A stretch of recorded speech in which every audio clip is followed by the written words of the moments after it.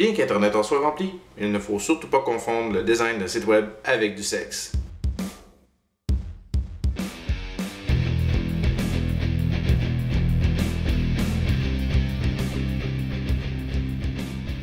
C'est à peu près toujours la même chose avec les nouveaux médias. Du moment qu'il y a un nouveau média qui arrive, on essaie de copier l'ancien média par-dessus pour essayer de comprendre comment le nouveau média fonctionne. C'est le cas quand la télévision est arrivée. Les premières publicités étaient une copie conforme de celles qu'on pouvait entendre à la radio, avec l'image du produit dessus. Ça a pris quand même un certain laps de temps avant que les publicitaires comprennent que l'image était plus importante que le son dans une publicité télé. Puis est venu Internet. Quand le web est arrivé, le seul ancien média sur lequel on pouvait se baser pour créer des pages web étaient les journaux. Donc, les premières pages web étaient plus comme un manuel d'instruction que comme une page web. On avait une préface. On choisissait notre manuel entre anglais et français, s'il y avait plusieurs langues, et on vantait notre compagnie avant même notre produit. 4 secondes.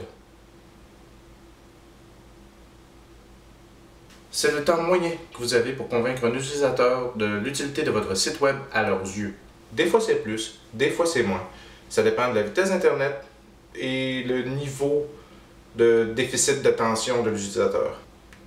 Je réfère les utilisateurs d'Internet à des SDA, syndrome de déficit d'attention. Donc, si votre site web ne répond pas à leurs besoins dans les 4 premières secondes, vous êtes flushé. Mais c'est pas nécessaire non plus qu'ils répondent directement à leurs besoins dans les 4 premières secondes. Juste l'idée que l'information qu'ils cherchent est réellement sur ce site web-là va les faire garder. De là à ne pas confondre un design web avec du sexe. Laissez faire les préliminaires. Votre splash screen, la première page. À moins d'être une méga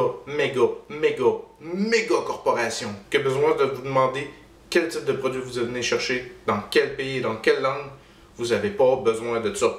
À peu près toutes les splash screens que j'ai vues dans ma vie étaient de la masturbation mentale. La compagnie cherche à afficher son logo comme la pancarte dans la rue. Le problème, ça sert à rien.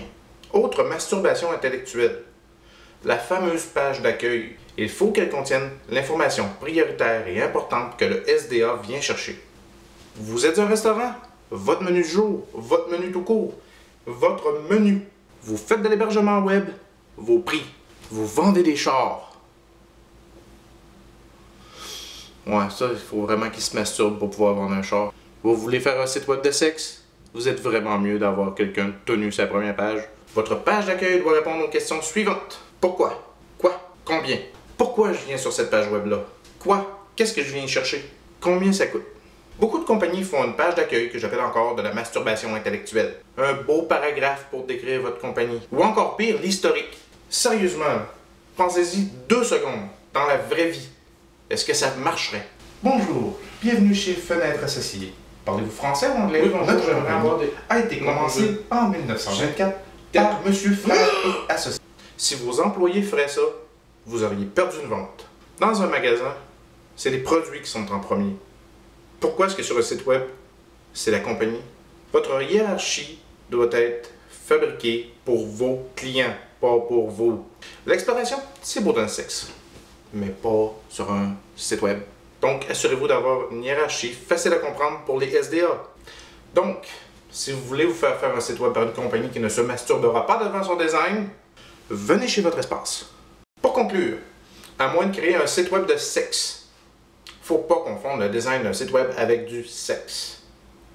À tous ceux qui pensaient voir une femme tenue dans cette vidéo-là, désolé.